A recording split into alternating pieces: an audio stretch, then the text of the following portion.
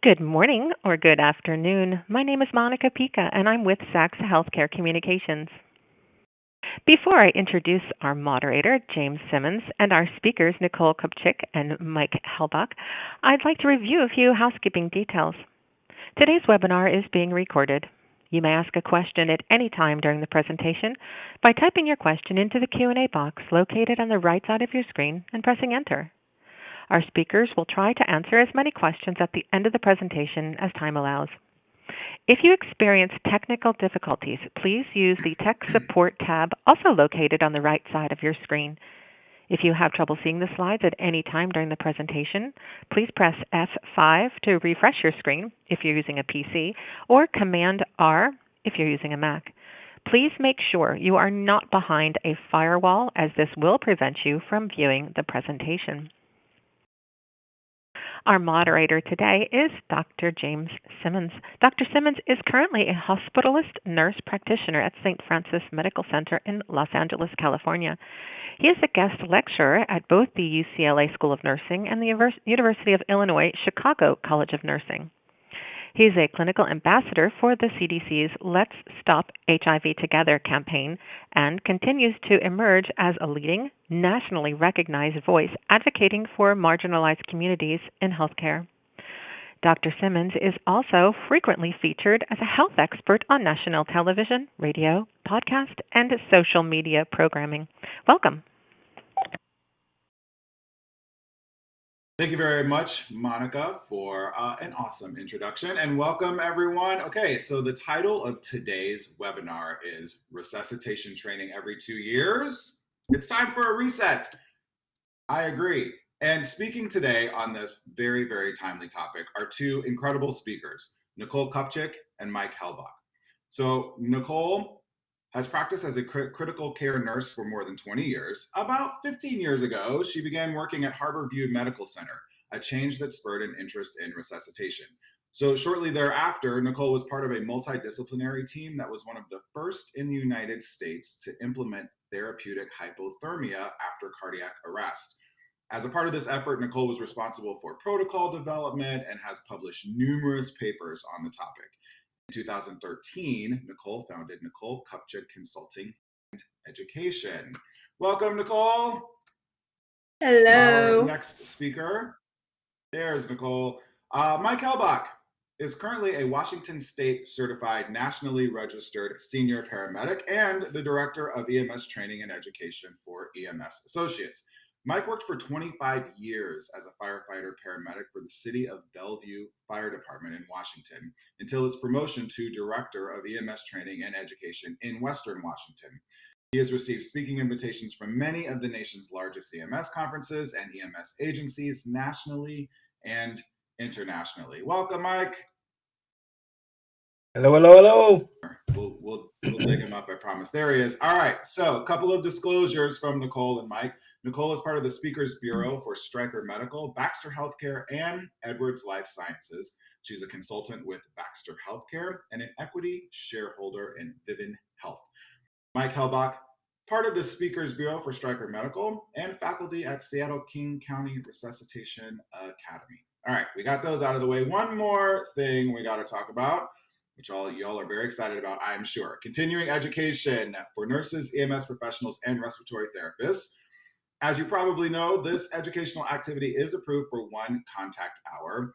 At the end of this, we'll give you a link to obtain your CE credits and how you can go about doing that. That happens at the conclusion of the webinar, okay?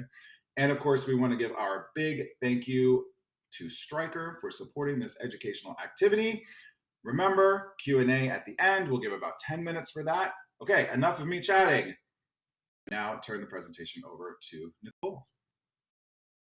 Yeah, well, welcome to everyone. I'm so happy you're here. And I always love presenting with my amazing colleague, Mike Helbach. Mike, you're awesome. I've learned so much from you. And Mike and I love chatting about hospital versus EMS and how things are different, because although we have a lot of similarities, there's definitely different approaches to what we do. But one of the things we want to chat about today, like, is, taking a course every 2 years enough to really keep up your skills? And Mike and I don't believe it is. We feel like it's, especially if you're part of a resuscitation team, that you really need a very different approach to keeping your skills up and education just in general. So, our learning objectives for today is we're going to talk about the science supporting frequent interval training for resuscitation teams.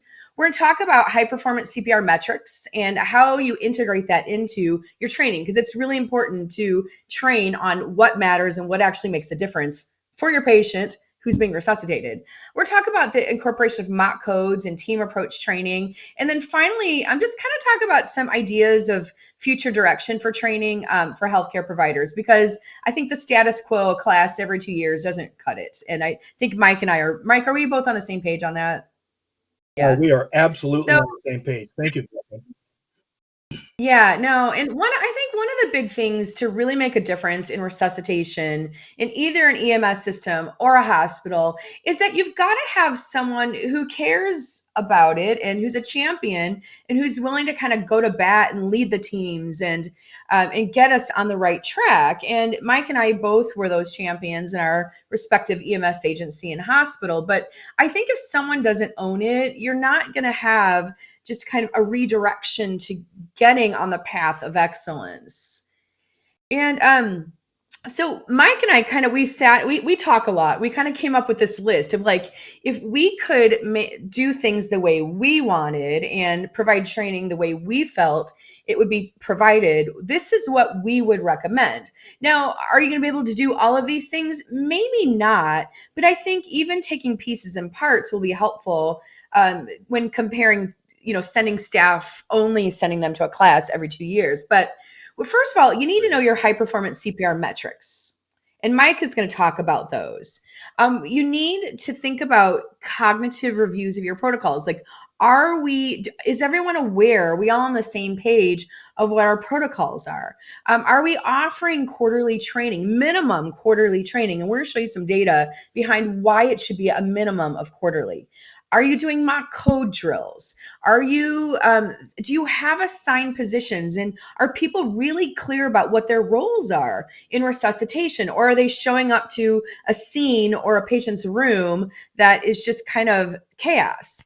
Other things is, are you using intra-arrest feedback devices? They can be really helpful, but Mike can give you a little piece of info on intra-arrest feedback. Mike, and what is that?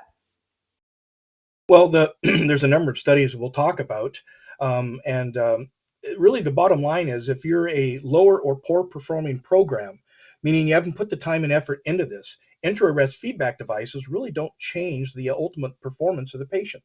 Ultimately, which does what? Decreases survival to discharge. So just having a piece of equipment there doesn't mean you're going to be a better performing team.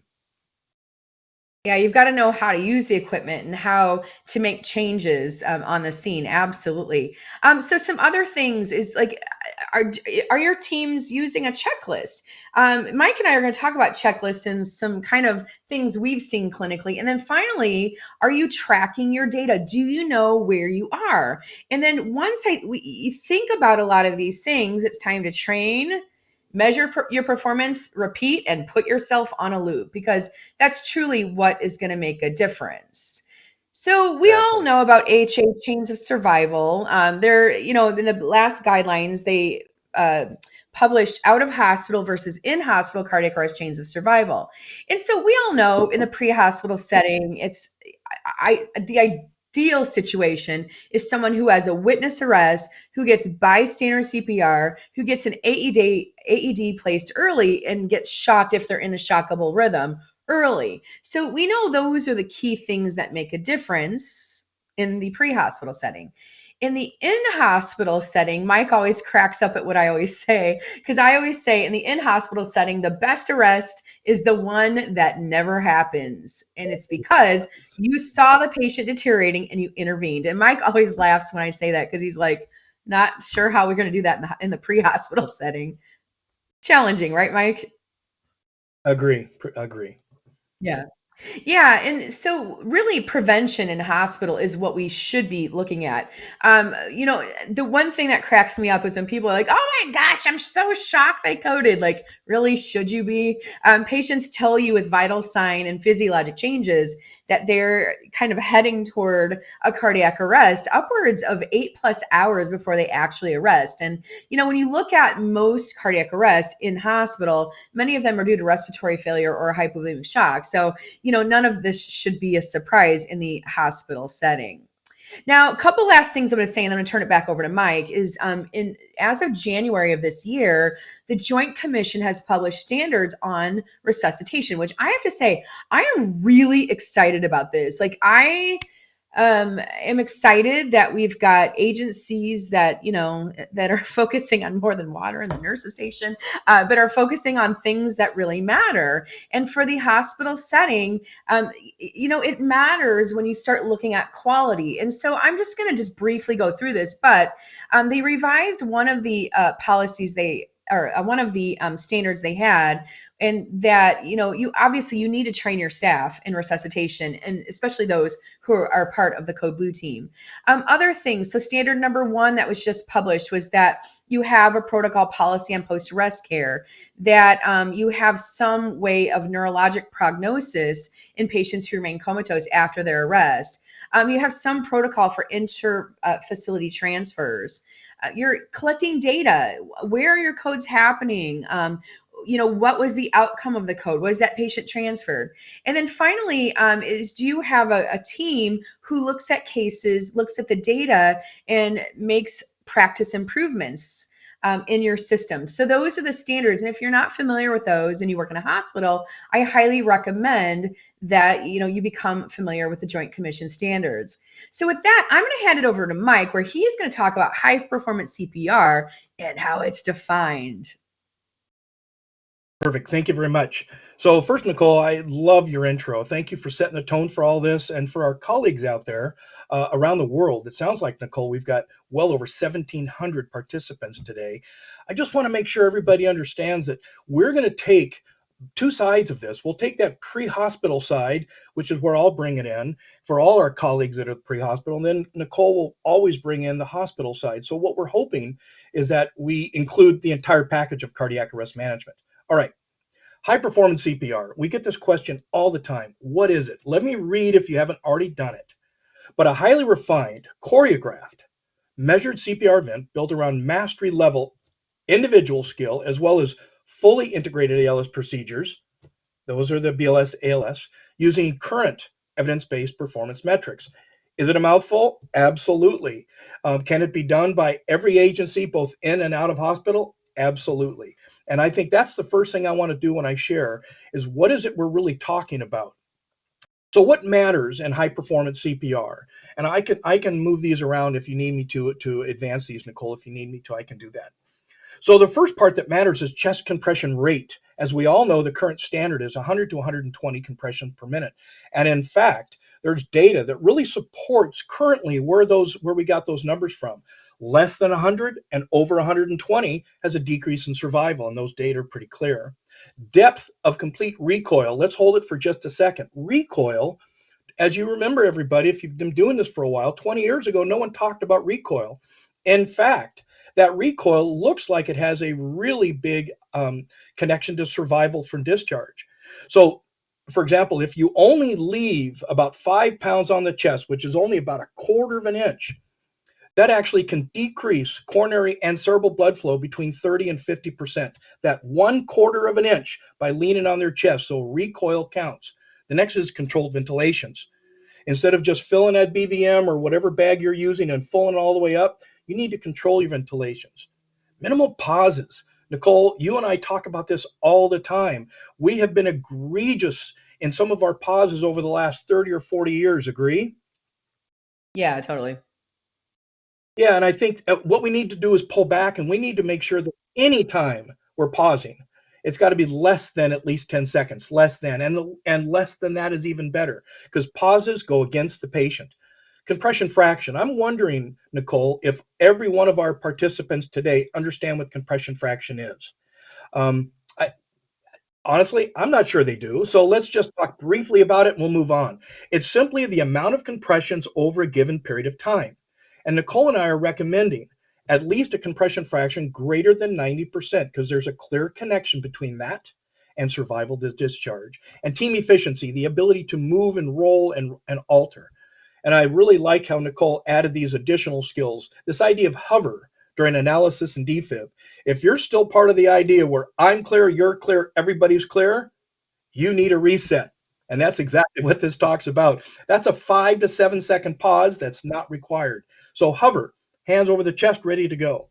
If you have a manual defibrillator, pre-charge it at a buck 45 or a minute 45. Charge that device. Do a defibrillatory, anticipating defibrillatory shock. Do a quick look. If it's a shockable rhythm, shock it. If it's not, dump the charge, back on CPR. And the last one, I love this one because, Nicole, we're really not as good as we think we are, which we'll talk about in a second. Take away the variable. Use a metronome. Please, everybody. The cheapest, most effective device you can use is a metronome to keep you going. And I can move this forward, Nicole, from here.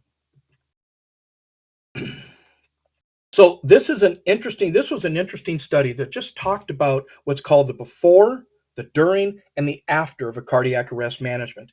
The before clearly is what we're talking about today, which is training to anticipate what you'll do prior to a cardiac arrest.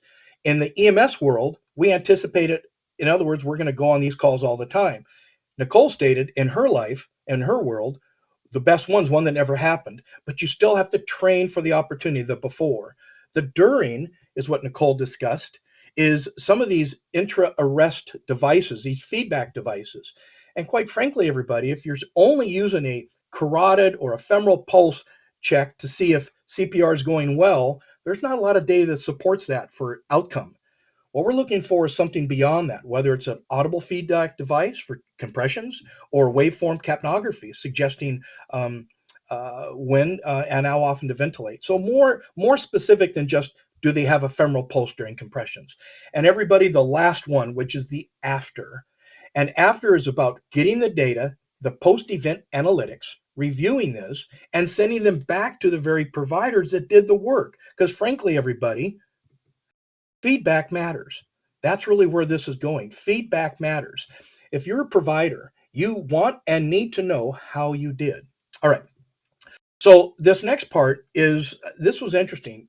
Nicole brought this up and she kind of opened my eyes a little bit on some of the hesitation out there on using checklist or safety checklist. Nicole, would you share with the audience what you shared with me when we built this? Yeah. Yeah. Well, it was interesting. Like so many times in hospitals, like especially if you work in a teaching hospital, you'll see like the residents pull out like their ACLS, handbooks. And so many times I hear staff saying, "Oh my gosh, they don't even know their ACLS." But no, we need to change that thinking. And really, just like a pilot would use a checklist before takeoff, the same thing should be happening during a cardiac arrest. This is the sickest patient, either in the pre-hospital setting or in the hospital. The sickest patient. Why aren't we using checklists and making sure we're doing everything we should be doing? We know these are high stress events, and sometimes we get on cognitive overload. The rooms, at least in the hospitals, they're chaotic, they're crazy, they're noisy. Why not go to a checklist and make sure that you're hitting every point that needs to be hit for resuscitation? Yeah, I love that point that you make, Nicole, and I completely agree with you. And everybody, these can be used as a part of a training exercise or in an actual event. I've got just a couple of quick examples too, Nicole, on this. So if you're looking at the slides, the one on the left, by the way, these are just examples. These aren't what I'm asking you to use, just examples. The one on the left is a positional or responsibility worksheet. In other words, everybody knows when they prior to the event what their role and responsibility might be during a cardiac arrest. So that one allows the checklist to make sure it's been approved. The one on the right, again, just an example, is a skills check sheet. And there's many that are out there, some auto-generated, some you've done yourself, which just make sure we're getting all the things that we've done during training completed. So this is a great example, and I just want to make sure that everybody understands that. Nicole, when we built this, you asked me to share some of the skill check sheets that we've done here in the Seattle region, and I've done that. The one on your left, I hope that's the way that the orientation is for the screen, everybody, is a skill check sheet used by every EMS provider all 4,000 of them in the Seattle-King County region. If you're doing a 30-2 approach, this is a skill check sheet that must be completed and we look for. If you're doing a continuous, whether it's a BLS continuous or a continuous after an advanced airway, this is their skill check sheet. And we get all these off of what's in the middle, which is something called EMS Online. It's both a cognitive and a psychomotor skill check sheet reference place for our folks in our region. So I just gave some more examples. So Nicole and I, frankly, everybody, we had a great time building this, but there's so much to talk about. And we thought what we need to do is we need to lay some science out. And without making it really long, we thought we'd pick up just the keys. If you don't mind, Nicole, I'd like to run this one because this is a really interesting study that happened. This study is called the Observed versus Perceived study by Tom Optride and his colleagues many years ago. And we actually were part of this ourselves in Seattle when we did this. Here's the 4 simple parts. It's almost, I'm smiling because it's so easy, but watch what happens. Colleagues, please put yourself into this study with me right now. Here's the first question. We asked, how many of you believe you can do a proper duty cycle? Duty cycle, if you don't remember, is the amount of compression which is down and up at 50-50. The amount, same pressure down, same time up, 50-50 duty cycle. How many of you think you can pull it off? 75% of the respondents said, I got it. Okay. The next one is, how many people believe you're doing a proper chest compression depth? At the time, we'll just use the numbers, 2 to 2.4 is what's usually currently, or my colleagues in the metric world, 50 to 60 millimeters. So 80+% of those providers said, I got this, piece of cake, I got it. The next one, how many people believe you've got complete chest recoil?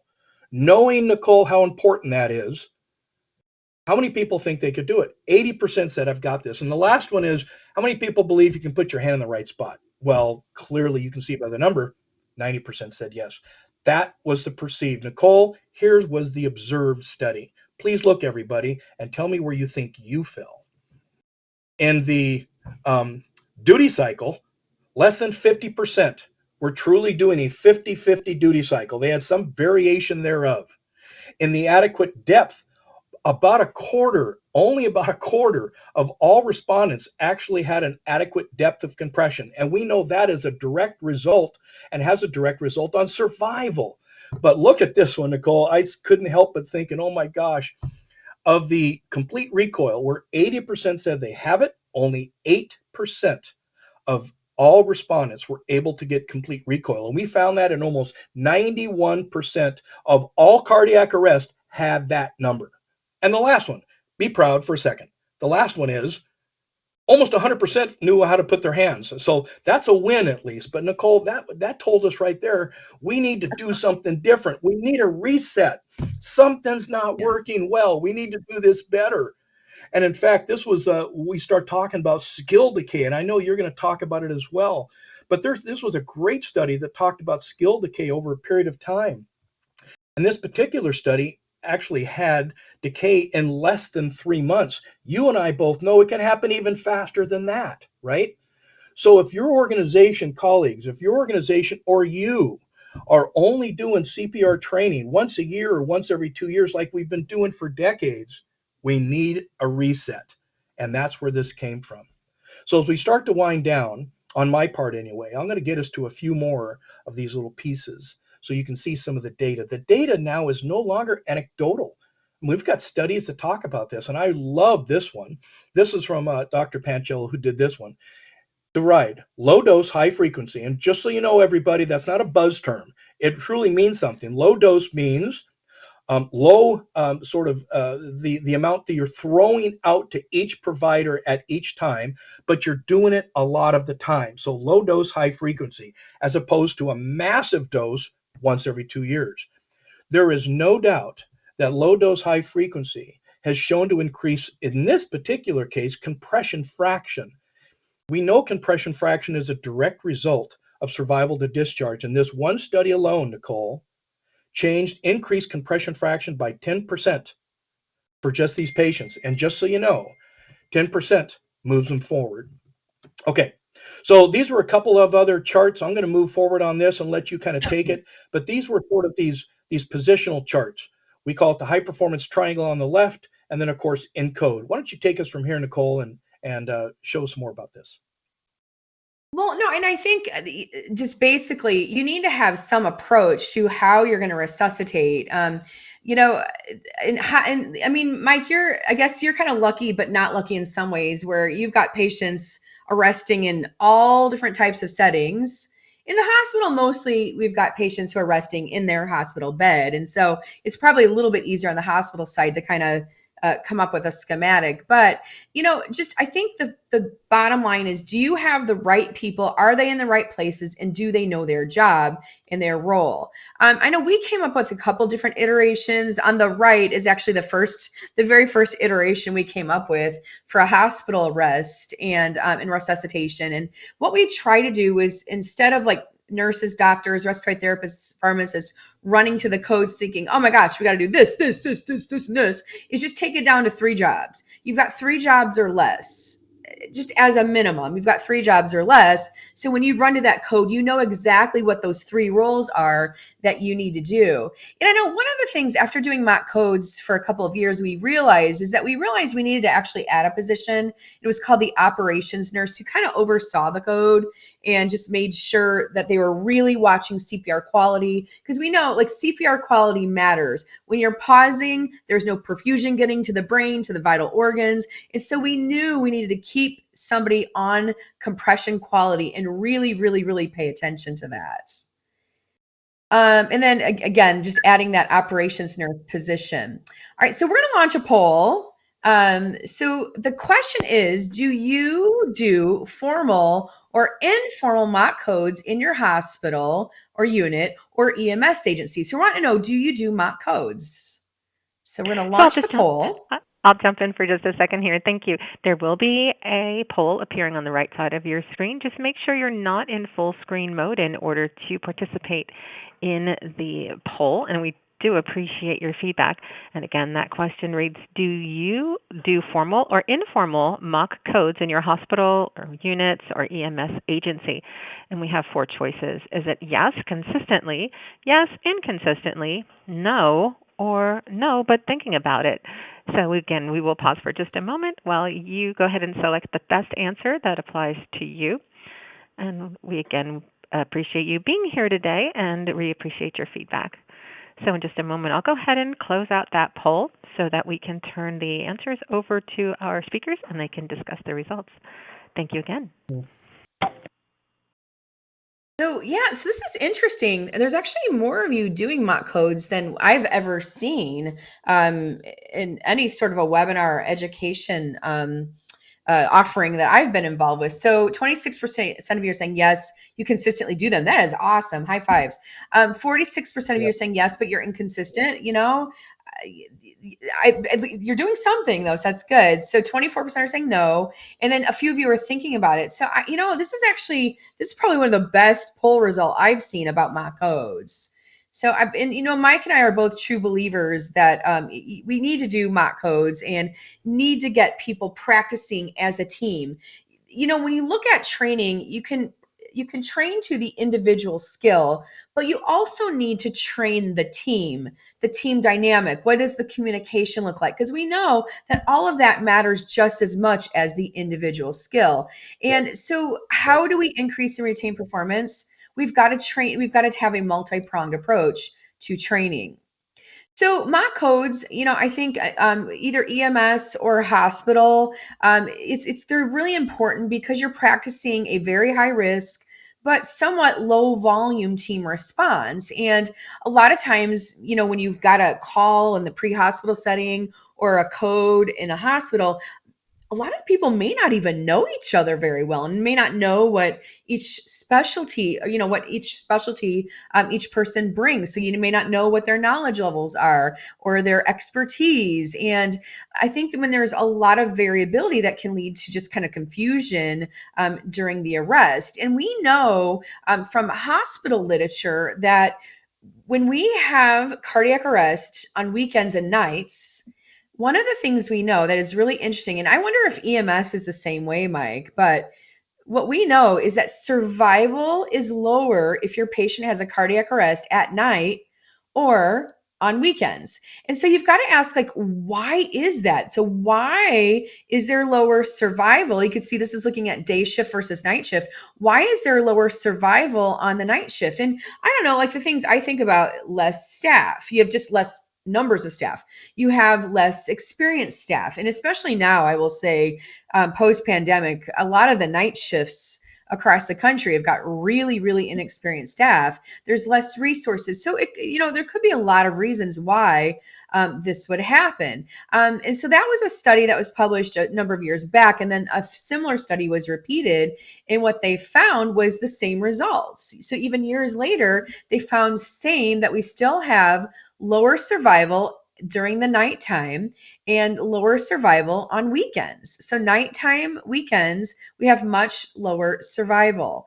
And again, I think there are lots of things that contribute to that. So this is looking, if you look at the risk adjustment, like how sick were these patients, what was their diagnosis, what type of arrest did they have, etc. Again, you still had lower survival on nights and weekends. So just kind of a crazy thing to think about. So if you're going to do mock codes, guess what? You need to be going in on nights and weekends and doing the mock codes with those staff. Truly, I mean, I think that's one of the things I did for years is I would go in on the night shift and do mock codes with them.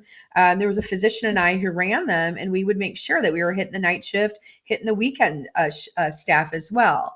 But Mike and I have talked so much about what does it take to really, really have a high performing system? Is like number one, in regard to resuscitation, you need to have a team approach. So you've got to have a team approach, team design. You've got to have delineated roles. People need to know what their jobs are. You've got to have really clear communication and really good leadership during resuscitation. You've got to train to all of this. And then finally, you need to have a robust QI program and review your data. And really, truly, we feel those are the things that are going to contribute to better outcomes.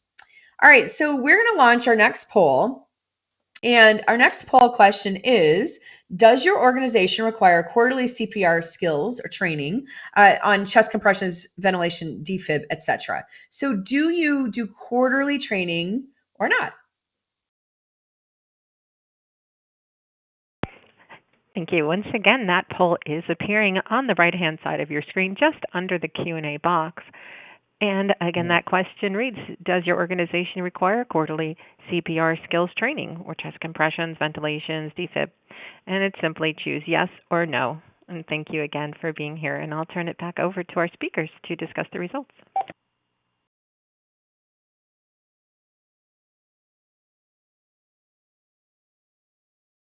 Okay, the votes are rolling in. Oh, here, we close the poll. And so it looks like 19% of you are doing quarterly skills training and 81% of you are not. Okay, yeah, so it's just, Mike and I wanted to give you some things to think about, but we're going to go to the literature and show you what the literature supports. So, okay, so Mike, I think this is where I'm handing it off to you. Am I? I think, wait, I'm confused. Yeah, Am I doing this for you too? Yeah, I think we can go back and Yeah. forth. You hear me okay, Nicole? Yeah, absolutely. Yeah, I can hear you. Sure. So what we talked about is regular scheduled mock codes, quarterly, at least quarterly, individual and team role play training. And I love how you laid out. You can be an individually skilled provider, but if you don't train as a team, there's a huge disconnect. So we encourage that. And then the other side is both ALS, BLS certifications required for all members that are going to be putting hands on chest. There needs to be some level of compliance and performance there. So really, I'm going to let you take this. Nicole, is that really enough though? Yeah. With mock codes, I know my huge belief was I tried to do a minimum of 4 a month with our code teams, and they were multidisciplinary. So I included doctors, nurses, respiratory therapists, pharmacists, the whole entire team. But I have to say, Mike, I learned that from EMS. I did ride-alongs with EMS, looked at how you all did things, met with many EMS providers, and and really saw that that is what worked for you. I mean, you worked in a system that had the highest outcomes in the world. So I want to know, like, what are you doing that's getting you there? And can we replicate that in a hospital? But what was fascinating, there was a study that was published showing that if you did in situ training every 3 months, that it decreased the time to getting chest compression started, it decreased the time to defibrillation. And then there was a follow-up study, Mike, that you mentioned earlier that showed that they increased their chest compression fraction when they did quarterly training, increased their chest compression fraction by 10%. So they spent more time on the chest when they did quarterly training. And I think, we definitely saw some changes when we went to more frequent training. But, mock code drills they have a lot of benefits to them. You can assess your system, your team response. You can look at your quality metrics. So how long is it taking to get to the scene? Do you have the right people there? What do your chest compression metrics look like? How quickly are you getting defibrillated? Are there pauses around defibrillation? Are we overventilating? Because I will say what we found was that overventilation was a major, major problem when we started doing mock codes. But I think the bottom line is know your data. Know your data. And if you're going to do mock codes, get buy-in from the people who are going to support this, but also get the information back to the people supporting this, but also your frontline staff. And so, like, one of the things we would do is when we had mock codes once a month, I would email out the results of the mock codes and just put 3 points that we all should think about the next time we have a code. And so I think the key is if you don't get the information back to the frontline staff, the bedside staff, the EMS staff, like if you don't get the information back to the staff, like it's not going to make a difference. Agreed. A couple 100% things, agree. yeah, right. I mean, that's the key. I think so many times working at the bedside, you just feel this frustration of like, I didn't know that. No one told me that. And we should really take away a lot of that frustration.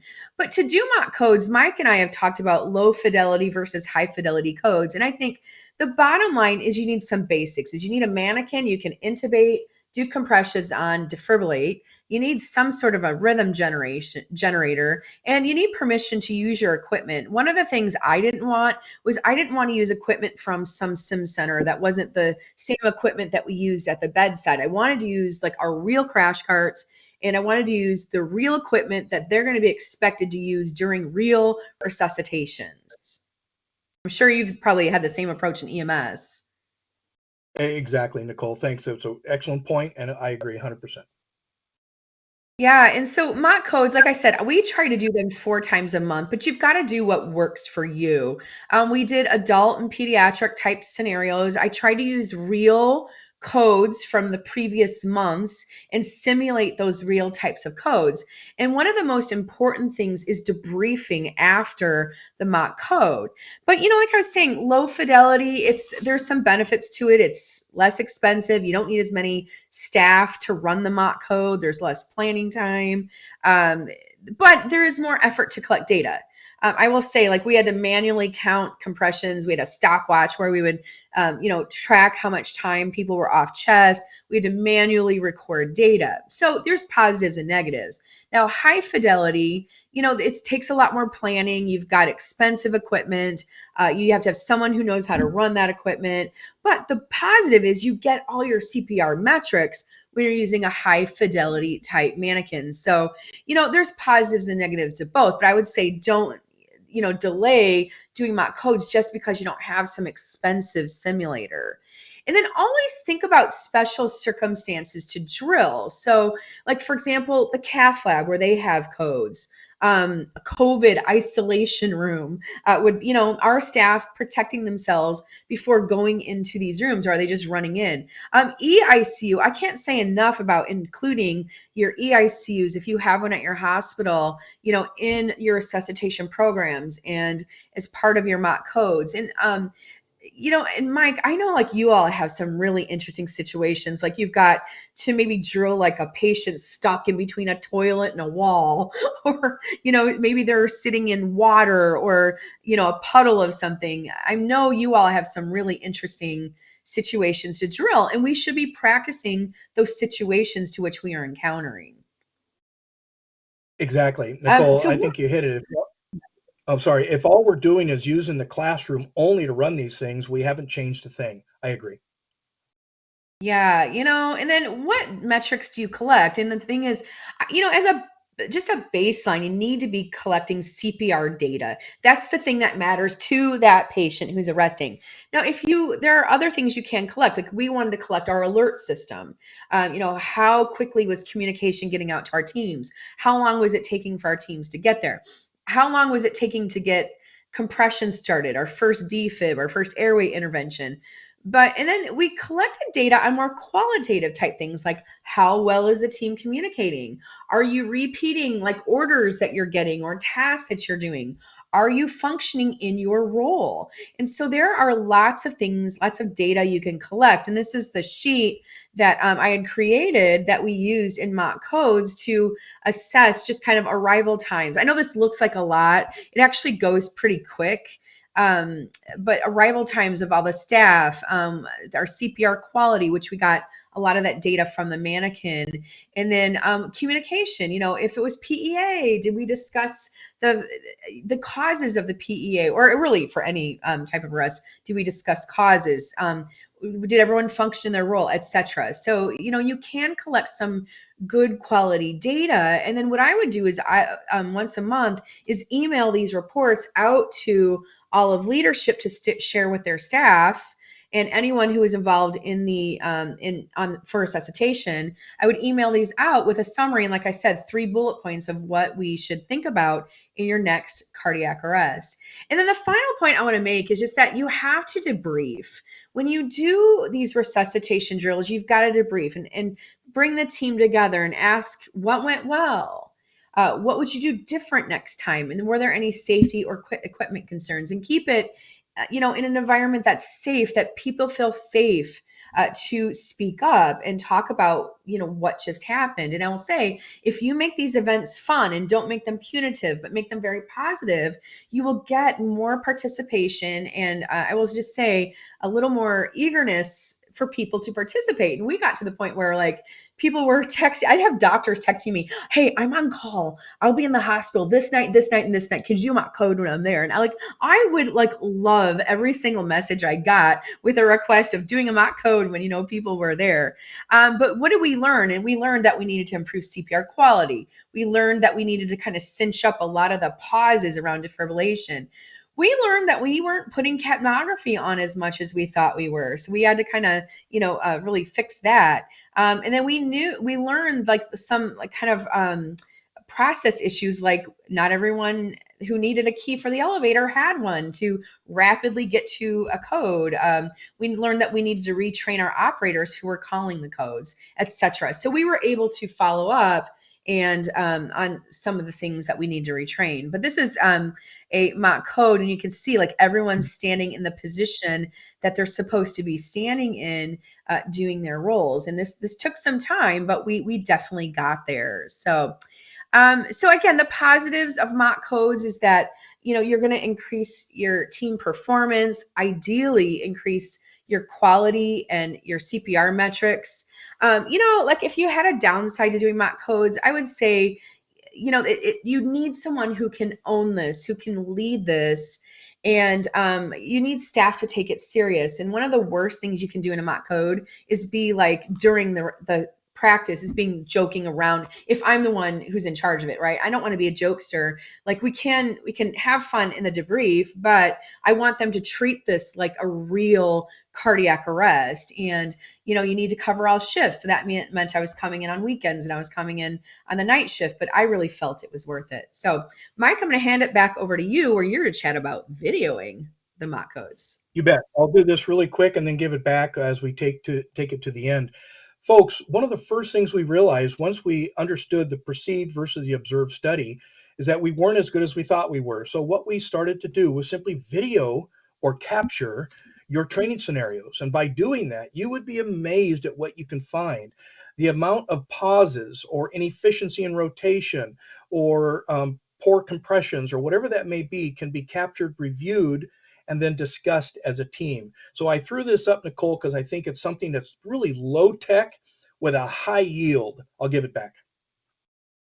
Yeah, no, and there's a hospital system out in New York who does this, and they have made some significant improvements in their performance by having staff look at the recordings from the mock codes. Okay, all right, we're gonna launch our last poll here, and the poll is: how long do healthcare providers retain their CPR skills after getting trained? So get your votes in. Thank you. Once again, that poll has appeared on the right-hand side of your screen just under the Q&A box, and it reads, how long do healthcare providers retain their CPR skills after training? There are 5 options. Is it 2 years? Is it 1 year? Is it 6 months, 3 months, or less than 3 months? Once again, thank you so much for being here, and we'll leave that poll up for just a few moments. And then I will turn it back over to our speakers to discuss the results. How long do healthcare providers retain their CPR skills after training? I'll turn it back to you. Okay, so let's Now, see what you said. if they listen to All our right. talk, they should get this 100%. We'll Yeah, see. it says If they 24% of you said 2 years. No way, man. Yeah, the data, what the data are showing is that it's less than 3 months. So 24% of you got that correct. Yeah. So less than 3 months is actually the answer there, which is just kind of, it's crazy. But this is one of a few studies that was published just demonstrating that skills decline rapidly, after BLS training. And so thus, I will say a few years ago, was born the RQI program, the Resuscitation Quality Improvement. And the initial program was really focused on the individual training. So how, and I'm gonna skip the video. I had a video, but I'm gonna go ahead and skip it. But it basically, I had a video of me just on a mannequin showing you basically 2 minutes of just me doing CPR, and then you can measure ventilations, etc. And it gives you feedback. And so the whole idea is you would have these little CPR stations set up all over your hospital or EMS agency, and quarterly you jump on a mannequin, do CPR, and kind of get your metrics, see how you're doing. And if you don't pass, then you do it again until you can physically get that skill down. And I think it really does make a huge difference. So Mike, you're going to talk about RQI for teams because you've had a lot of involvement in the development of this, which I'm super excited about. So take it away. Yeah, I'll do this fairly quick. So, Nicole, you're spot on. The RQI initially was designed as an individual skill performance. So, more than 7 years ago, after they found the value of what happened in hospital, the team came to our group in Seattle and they asked us, is there a way that we could build this into a team approach? So, I became essentially that lead person out of the Seattle group and worked with RQI and Laerdal for the last 7 years. I will share everybody that it's pretty amazing that we are nearing, if not already to go, to release this. So it gives you all the analytics from a team performance. It gives you videos so you can have, because it sets up as a video. So if there's positive things, you can run back and see who did it. If there are some irregularities, you can see back and see what you did. More importantly, it's post-training analytics. And that is really what this is all about. I am as excited. This is already starting to roll out, and it's an opportunity for people around the world, Nicole. Yeah, I can't wait to see. Mike has promised me that he'll bring me in and show me what the program looks like. So, all right. So finally, we're gonna wrap up with like just looking at your data, and it's just so important to understand what your challenges are, either in your EMS system or in your hospital. And since 2013, AHA has recommended that you use data from your defibrillator or any devices used during resuscitation. Use that data to give feedback to your teams. And I can safely say, I know I've pulled this previously. A lot of hospitals don't get the resuscitation data back to their frontline staff. And so, so if you've got issues, a lot of times people don't even know, what their issues are unless they just evaluate that individual code they're in. But every defibrillator on the market has the ability to take the data from the cardiac arrest, basically transmit it to the cloud to a software program that you can analyze and then give like almost like CPR report cards back to the staff. And this is an example of a CPR report card in the emergency department where I work and at the hospital where I work. But this is, you could see here, this was a patient who presented with a STEMI. You can see this ST elevation, and they had a very brief 4-minute code. It was a PEA arrest. And it was interesting, like after looking at data, I didn't realize how often we'd have these MIs coming in PEA arresting. But they got on the patient's chest right away. You could see their chest compression rate was pretty fast, like 137, 129, 128, 142. So compressing way too fast. And then these little red lines all indicate a chest compression. You could see here, big 30-second pause, as you can imagine, to do what? Check a pulse, right? So 30 seconds all around a pulse check. So, they were like, we can do better than this. And they started giving these CPR report cards back to the staff, and then they would write the physician's name who ran the code, and it created quite a competitive type environment. And you could see just 2 months later, very similar situation. It was a patient having a STEMI who had a PEA arrest. And just 2 months later, what we saw, they were using a metronome. They got their CPR rates all under control. So you could see within 100 to 120, and then their pauses were minimized. And this is the power of feedback and just knowing what's happening during your resuscitation events. So Mike is going to take it away for our last couple thoughts. Yep, perfect. Nicole, thank you for sharing that. That was great. A little bit of data. Everybody, I'm going to hold this on the slide for just a few seconds. If you have a smartphone, hold it up to your screen. That's a QR code. Go ahead and shoot that with your smartphone or your picture. Because when Nicole and I thought, if once we say goodbye, we wanted to give you some resources by which to be able to acquire. And we're doing this with you for the Resuscitation Academy in Seattle. That'll take you directly to that website. The Resuscitation Academy is a completely free program that allows all responders to join in. Once you're there, all we ask you do is to sign in so we know who you are, where you're from, and everything behind that sign in is free. It's all there for you. So this is called the Cardiac Arrest System Assessment, which allows you to plug in a very free algorithm to see how you're doing in your agency. And I really like this next one, Nicole. This is the user network. The user network for the Resuscitation Academy is a team. You have people all over the world that may or may not have the same issues you do, but it allows you to join in and discuss that with people around the world. And I wanted to just really make sure I shared that with our audience today. You and I both know that it's a true team event. When it comes to a cardiac arrest management, it's a team event with high level skill performance. But even though, like we've been talking about, even though our environments are completely different, Nicole, from you're in hospital and for me out in the field, the metrics are exactly the same. And with that, Nicole, I'll let you take us home.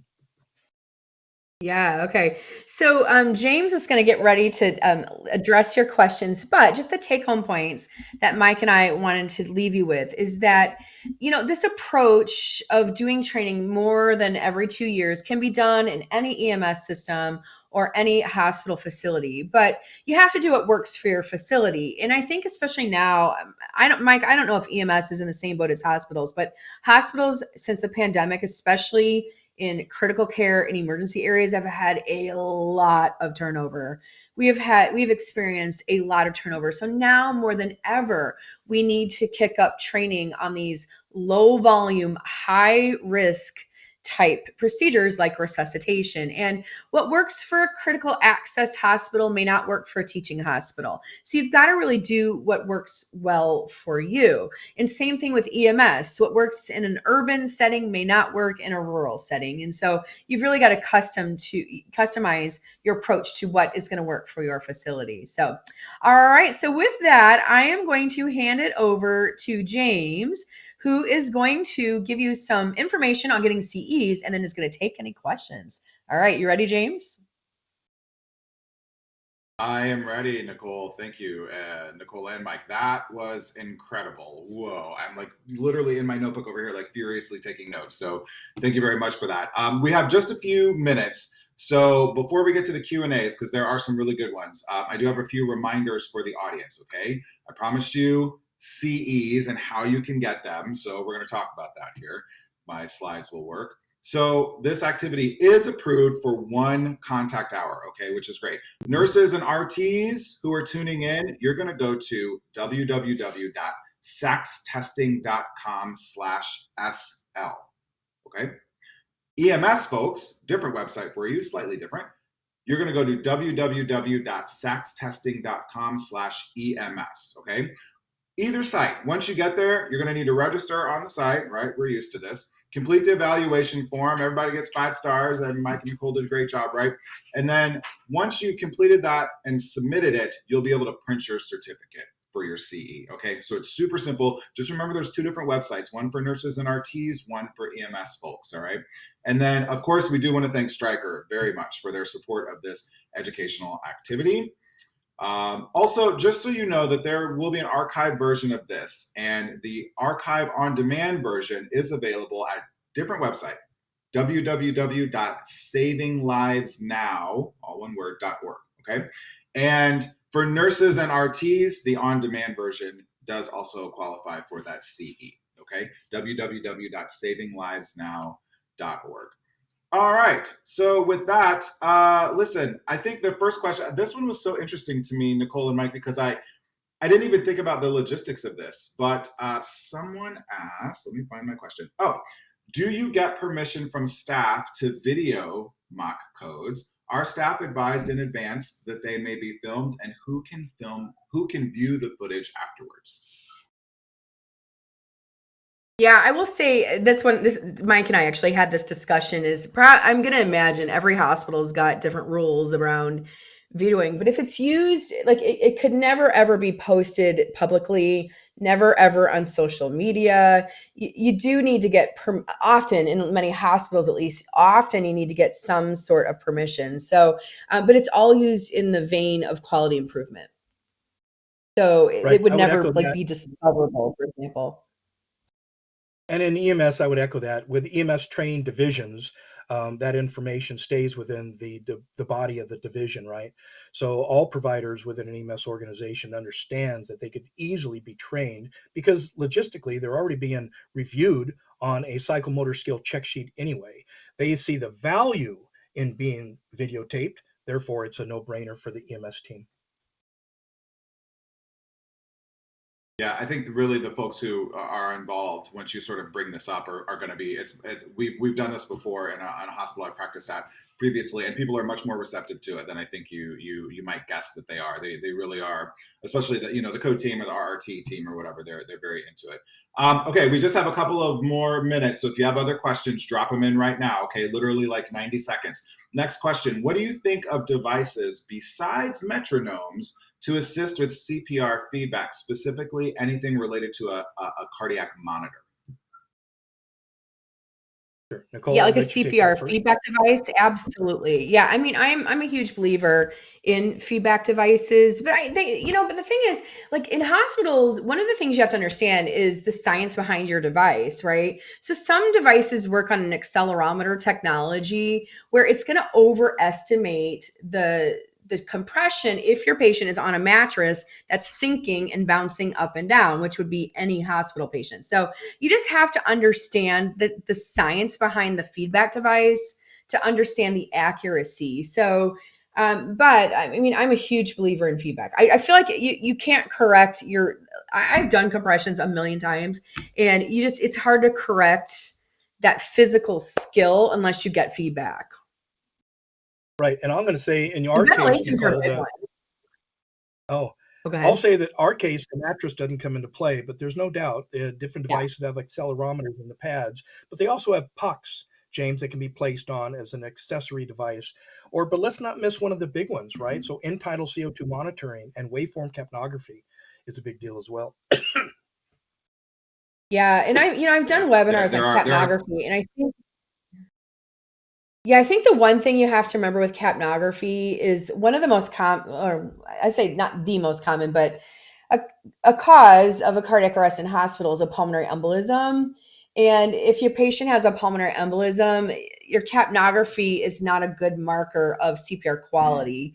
So you have to kind of know those cases where you've got VQ mismatch from like a PE, where you just have to know your limitations of using the capnography. But otherwise, it can be super helpful as well. I totally agree. Like, use capnography, absolutely. 100%. And also know that these different tools and devices, I think, are going to help you in different scenarios, right? So if there's someone, you're really needing that metronome because you've identified through some of this training, through listening to this, through the videos, that maybe your, rate of compressions is not where it needs to be sort of across the board. Okay. So you're going to implement that tool for that versus capnography is there. It's all part of a larger picture, for sure. Yeah. So there are a couple of questions that are very specific about like ACLS protocols and things like that. I think you're going to find the answers to these questions. We put the slide up. If you guys bust out your smartphones again, take a picture of this QR code. Some of those questions are going to be answered in the Resuscitation Academy information there that Mike went over. That, of course, once you register is free. Because some of them are kind of basic questions. It's also going to give you an opportunity to be able to reach out to Mike and Nicole so you guys can answer some of those questions, because unfortunately we are out of time. But that was such incredible information. You guys really chalked like an entire 57 minutes full of really juicy, wonderful information. You can also ask Nicole where she gets her really amazing glasses from, but we keeping that QR code up for just another second or two. So if you want to grab that, please feel free. And again, we want to thank you so much for attending this webinar. Thank you so much. And immediately upon the conclusion of this webinar, you will be presented with an online survey. Please keep your web browser open. We do appreciate your feedback. And for the CE Certificate of Completion, in 1 hour following the conclusion of this webinar, you will receive an email with instructions and this link to obtain your CE credits. Again, for nurses and RTs, it's www.saxtesting.com/SL. And for EMS, it's www.saxtesting.com/EMS. And we thank you so much for joining us today, our speakers. We enjoyed every moment of your presentation and your thorough knowledge on this subject. So thank you all for joining us. Have a wonderful day.